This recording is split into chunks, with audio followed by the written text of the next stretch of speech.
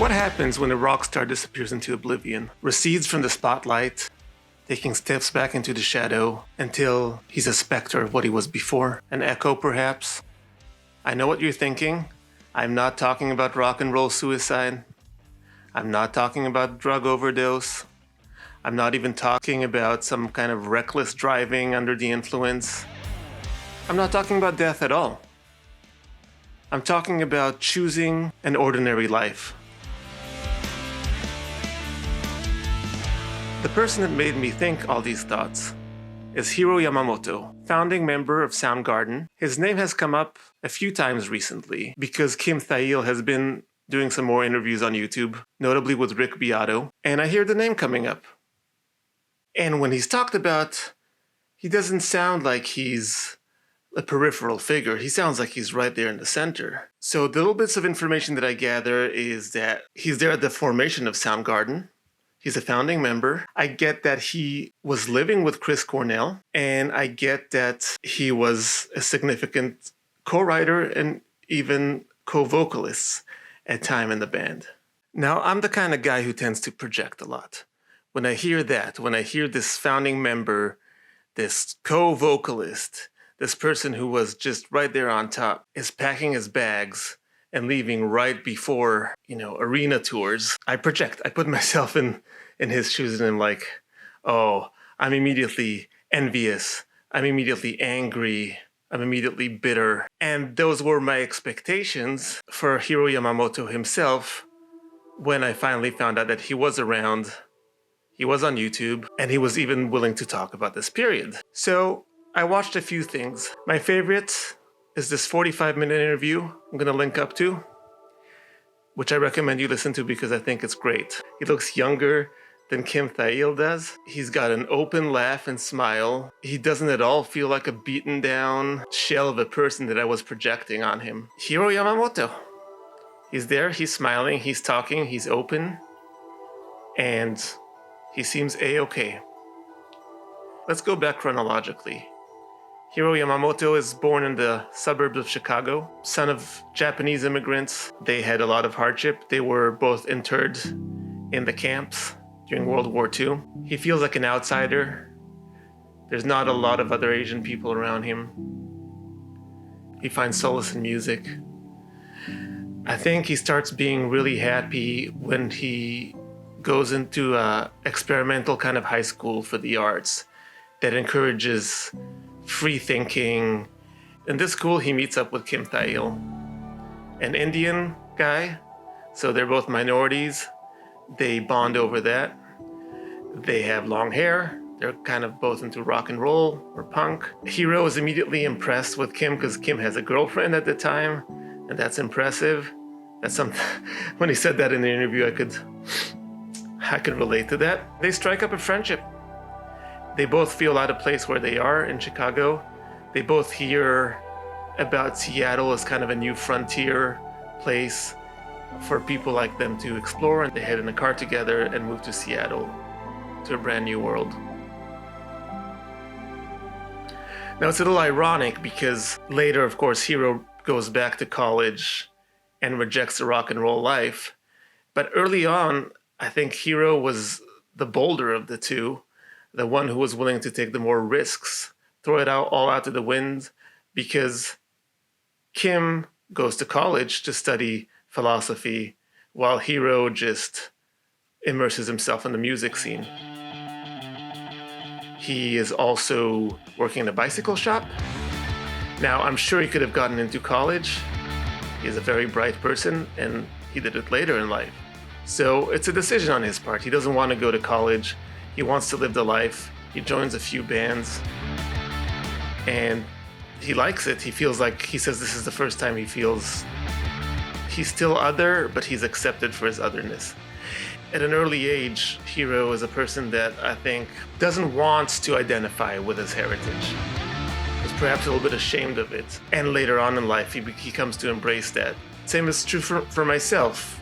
In my case, it's a Jewish heritage, which for a long time I was really not too keen to even associate myself with. And the older I get, the more I settle into it. But he's out there. The reason he starts playing bass, in fact, is because Kim plays guitar. You don't want two guitar players, so Hiro picks up the bass. I feel like there's some bass players that can only play bass. In his case, he's just a very musical person, and okay, bass becomes his instrument, his way of expressing himself. At this time, he defines himself as kind of a mix between a punk and a hippie. He's got the long hair, he works at a bicycle shop.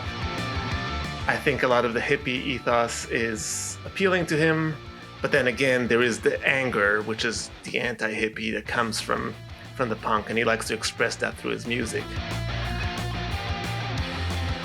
And it occurred to me now that this is actually, as weird as it is, two polar opposites, the punk and the hippie. That can actually be said about the grunge scene in general. Maybe that is the definition of grunge in a way, because, just look at Kurt Cobain and his ratty sweaters and his, matted hair. I mean, that's a hippie, right? With a punk sounding sound. So Hiro's there. He visits his friend Kim in college. Occasionally they jam, they have fun, but Kim at this point is more cautious. He's not gonna, he's gonna finish his college degree. And at one point, they jam together over a long break or something, and they start coming up with stuff that sounds really good. They both love it, and they decide to audition a drummer, complete the band. Enter Chris Cornell, our silent echo. And little known fact, Chris Cornell comes in as a drummer. They weren't necessarily looking for another singer. Hiro was seeing himself as a songwriter and a singer by default, but he didn't have that kind of ego attachment that I have to that role of frontman. He was just writing songs, so he would sing them. And Chris is quite a bit younger than them. They are maybe 21, 22 at the time, Kim and Hiro. Chris is not even 18, he's underage. He's kind of a runaway ratty kid, and he's an excellent drummer. There's immediate chemistry, and turns out that he's a songwriter and a singer as well, but I'm getting ahead of myself. First of all, Chris Cornell is homeless at the time. I don't know what the story is, but he needs a place to live, and he moves in with Hiro. This immediately brings to my mind Dave Grohl moving in with Kurt Cobain when he first joins Nirvana. Same kind of idea, and the drummer and the appeal of just bonding over everything and being able to create music all the time. Now, it turns out that the creating music all the time is something that in fact happens. They're both driven, they're both really passionate. The bonding, less so. Hiro says that him and Chris don't form a very strong friendship. They're bonded with their ambition and desire, but he doesn't know much about him. It might be the fact that Chris was quite a bit younger and Hiro already had his own group of friends within the scene. Hiro describes Chris as very introverted, just didn't want to talk about it. And Hiro doesn't push him.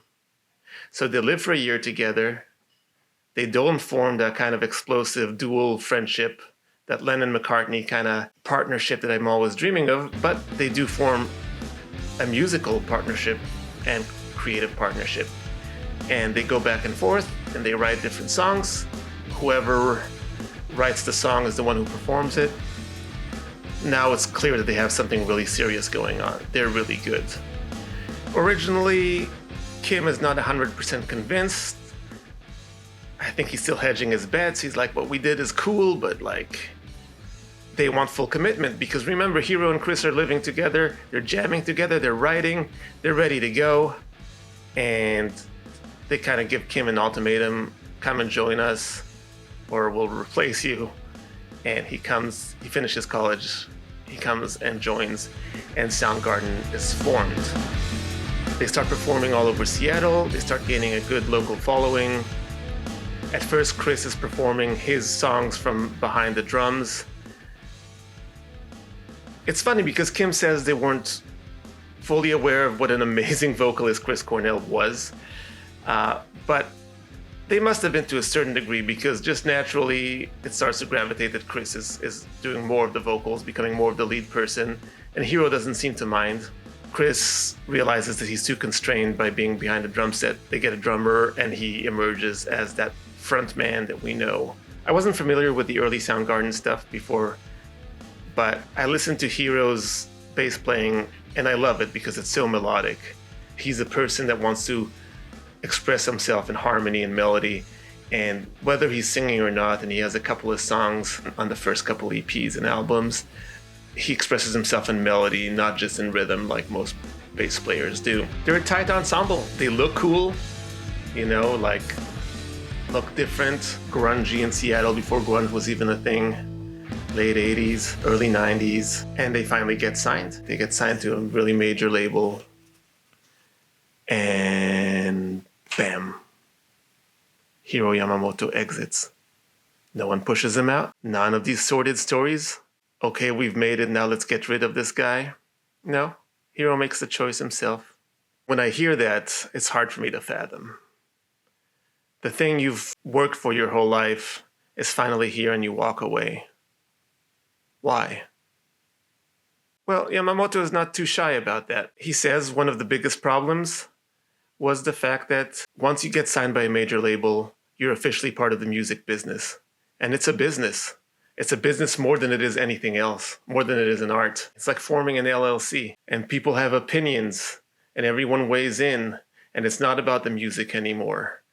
It's more about the image, and the touring, and the schedule, and the money, and the lawyers, and Hiro doesn't like it. This is not what he got into music for. There's also excesses happening. More money, more access to drugs, adoring fans, groupies, the whole kit and caboodle. And so I think Hiro pauses for a second and takes a good, sober look at what the future is going to look like. And he's able to project into the future and see, oh, I'm not going to be happy doing that.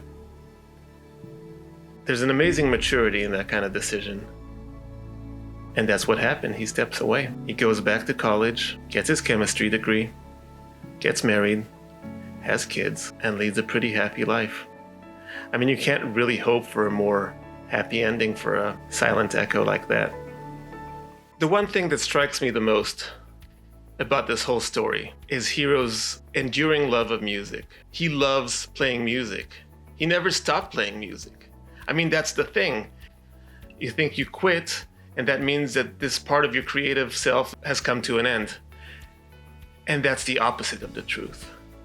Because what became clear to me by rejecting this stardom life and this thing of music and creativity trying to be your main gig, he was able to preserve the true emotion and his love for music in a way that a lot of professional musicians can't. And in that way, he is the real winner because he loves playing music. And when he talks about that, he says it doesn't matter if he's on stage, and if he's in front of 5 people or 500,000 or what have you. Some of the best times is just him alone at his piano at home singing a tune. I can relate to that. I'm sure you can relate to that. Just strumming your guitar and expressing yourself. He never stopped playing in bands. Through this process, I discovered this band Truly that he was part of, this super group, which is, in all honesty, incredible. It's not new, but it was new to me, and it's fantastic music. I'm gonna link to one Truly song over here because it's one of my favorite new musical discoveries in the last few months for sure. Music is still there for him. It's always been there for him, and it has more joy in it than probably any of the biggest rock stars around. I'm just really happy for him. I'm really happy that he preserved his passion for music, that he decided not to be a sacrificial lamb, a silent echo on the altar of the musical stage, but go on and live life and live music in a holistic kind of way. Thank you for watching. Thank you for everyone who's joined me over the last few months since I started this channel. Please like and subscribe. It helps me grow. But more importantly, leave a comment. What do you think about this life choice that Hiro made as comparison to Kim, for example? Or of course, Chris which pushed himself to the brink. Let's have a conversation. Until next time.